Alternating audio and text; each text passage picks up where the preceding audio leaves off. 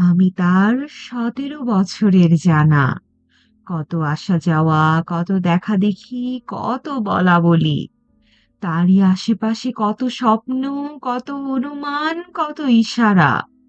তারই সঙ্গে সঙ্গে কখনো বা ভোরের ভাঙা ঘুমে শুকতারার আলো, কখনো বা আষাঢ়ের ভোর সন্ধ্যায় চামেলি ফুলের গন্ধ, কখনো বা বসন্তের শেষ প্রহরে ক্লান্ত নহবতের পিলু বাড়োয়া। ১৭ বছর ধরে এই সব গাথা পড়েছিল তার মনে। আর তারই সঙ্গে মিলিয়ে সে আমার নাম ধরে ডাকতো। ওই নামে যে মানুষ সাড়া দিত, সে তো একা বিধাতার রচনা নয়, সে যে তারই ১৭ বছরের জানা দিয়ে গড়া।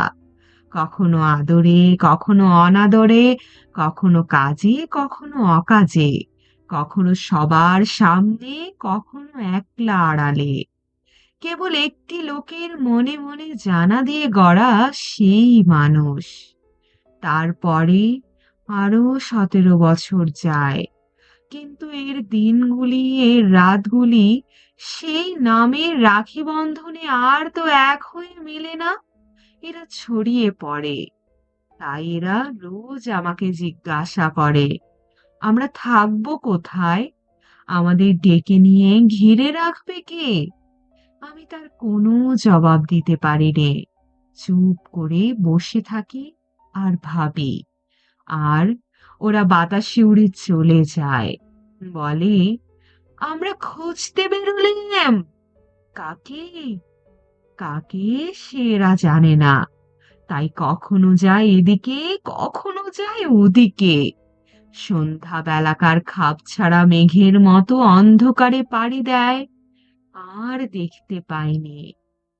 শুনছিলেন বাংলা ভাষার সর্বশ্রেষ্ঠ সাহিত্যিক রবীন্দ্রনাথ ঠাকুর রচিত গ্রন্থ লিপিকা হতে প্রাপ্ত একটি অসাধারণ ছোট গল্প ১৭ বছর।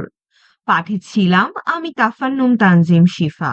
গল্প ও গল্প পাঠ সম্পর্কিত যে কোনো মতামত এবং পছন্দের কোনো গল্প, কবিতা, উপন্যাস, নাটক আমার কণ্ঠে শুনতে যদি আগ্রহী হয়ে থাকেন, তবে কমেন্ট করে জানাবেন। এছাড়া গল্পটি ভালো লাগলে বন্ধুদের সাথে শেয়ার করা আবশ্যকীয়, কারণ এতে বাড়া ভিউ, লাইক, সাবস্ক্রাইব আমাদের প্রতিনিয়ত কন্টেন্ট তৈরিতে অনুপ্রেরণা যোগায়। আমাদের আজকের আয়োজন এখানেই শেষ। সবাই সুস্থ থাকুন, শুনতে থাকুন গল্পযোগ।